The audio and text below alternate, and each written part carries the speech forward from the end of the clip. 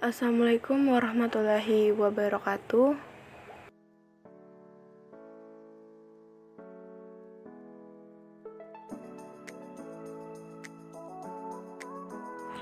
Di sini saya akan menjelaskan sedikit tentang fluida dan penerapannya dalam kehidupan sehari-hari.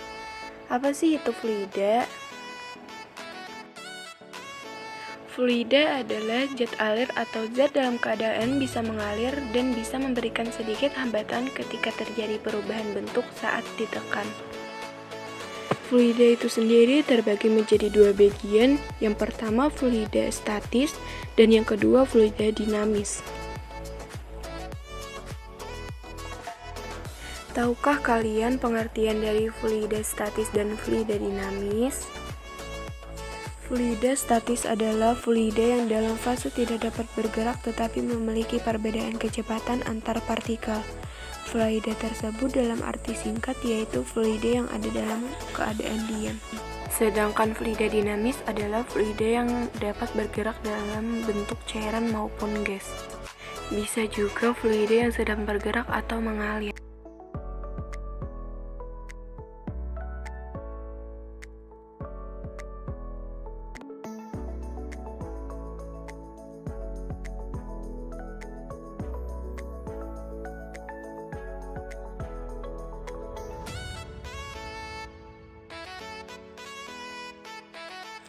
Penerapan fluida statis dalam kehidupan sehari-hari.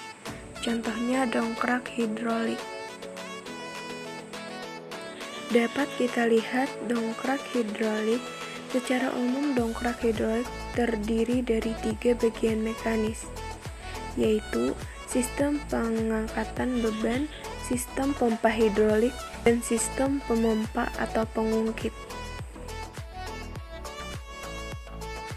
Pada sistem pemompa hidrolik terdapat 2 buah tabung yang saling terhubung satu sama lain, berisi zat cair dan dibatasi oleh kutub-kutub sebagai pintu sirkulasi zat cair. Masing-masing tabung memiliki diameter dan luas penampang yang berbeda.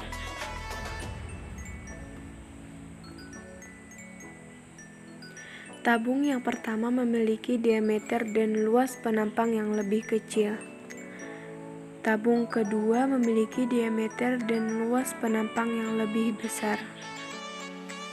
Selain itu, setiap tabung juga memiliki pengisap dan ukuran yang sama dengan diameter dan luas tabung.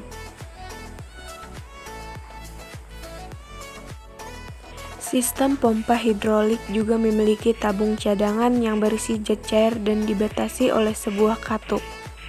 Apabila pengisap tabung kecil ditarik sehingga bergerak ke atas, maka kutub pembatas antara tabung kecil dan tabung besar akan tertutup. Kemudian kutub-kutub tabung cadangan akan terbuka sehingga zat cair yang berada di tabung kedua akan terkunci. Sedangkan zat cair yang terdapat pada tabung cadangan akan terhisap dan mengisi ruang di tabung pertama. Kemudian, apabila pengisap tabung kecil ditekan sehingga berat ke bawah, maka katup pembatas antara tabung kecil dan tabung besar akan pergi, dan katup-katup tabung cadangan akan tertutup sehingga zat cair yang berada di tabung cadangan akan terkunci. Sedangkan zat cair yang terdapat di tabung kecil dorong masuk ke tabung besar yang secara otomatis mendorong pengisap tabung besar ke arah luar.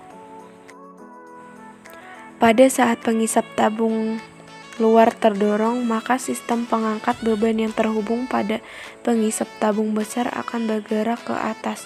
Untuk sementara itu, untuk menurunkan sistem pengangkat beban dilakukan dengan membuka katup yang membatasi antara tabung besar dan tabung cadangan.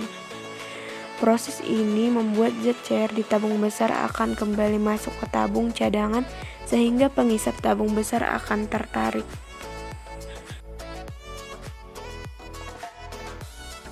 Prinsip kerja dongkrak hidrolik cukup sederhana dan didasarkan pada hukum Pascal.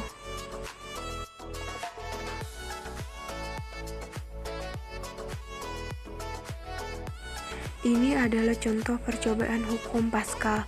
Pada percobaan sederhana hukum Pascal diperlihatkan bahwa tekanan pada tabung kecil atau P1 sama dengan tekanan pada tabung besar atau P2.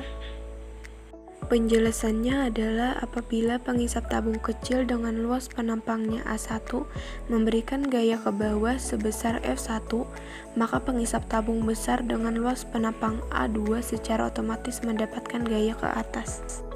Hukum Pascal menyatakan bahwa tekanan yang diberikan zat cair dalam ruang tertutup diteruskan ke segala arah dengan sama besar.